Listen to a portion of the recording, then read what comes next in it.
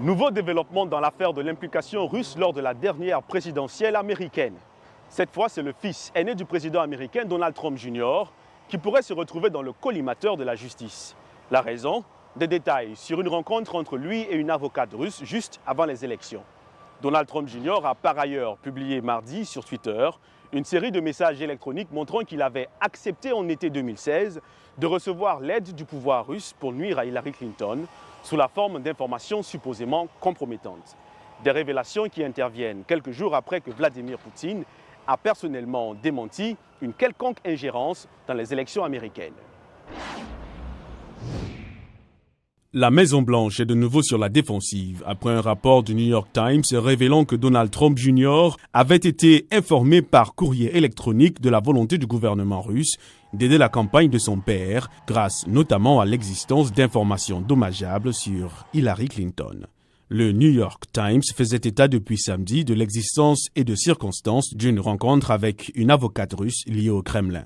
C'est au moment où le quotidien divulguait le contenu de ces échanges que le fils Trump a publié de lui-même la chaîne de courriel sur Twitter afin d'être totalement transparent, a-t-il dit.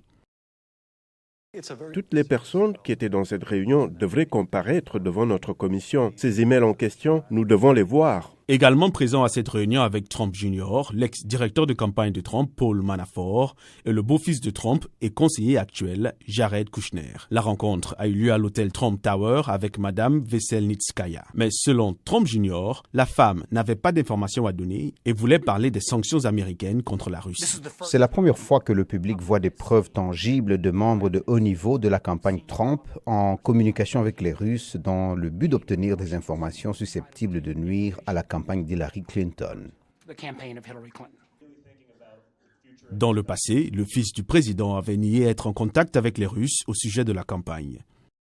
Cela va sans dire, vous savez, cela a l'air d'une chasse aux sorcières. Mais aujourd'hui, il dit de la rencontre avec l'avocate russe qu'il est vite devenu clair qu'elle n'avait pas d'informations significatives et que la réunion s'est terminée sur cette note. Le président Trump a également insisté sur le fait qu'il n'y avait aucun contact entre sa campagne et les Russes. La porte-parole adjointe de la Maison-Blanche, Sarah Sanders, a déclaré que le président n'a été mis au courant de la réunion que récemment. Personne dans la campagne Trump n'a comploté pour influencer l'élection. Le président Donald Trump a dit de son fils aîné, Donald Trump Jr., qu'il est une personne de haute qualité et a applaudi son esprit de transparence. L'avocat de ce dernier a ajouté que son client n'avait rien fait de mal.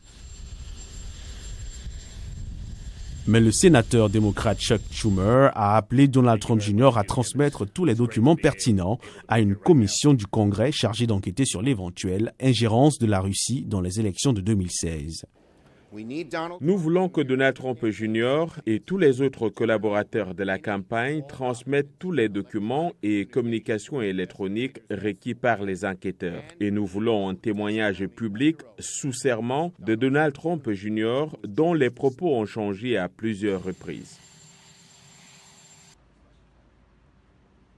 Mr. Vice President, can I ask you about Donald Trump Jr.? Were you aware of that meeting? Trump fait face depuis des mois à des enquêtes sur une éventuelle collusion entre sa campagne et des responsables russes pour l'aider à accéder à la Maison-Blanche. Il aurait éventuellement entravé la justice en licenciant James Comey, alors directeur du FBI, alors que ce dernier dirigeait l'enquête sur la Russie. Dans tous les cas, ces nouvelles révélations du fils du président viennent relancer la question russe qui, comme un boulet, semble s'accrocher à Trump et à son administration. Arzouma Compaoré, VOA Afrique, Washington.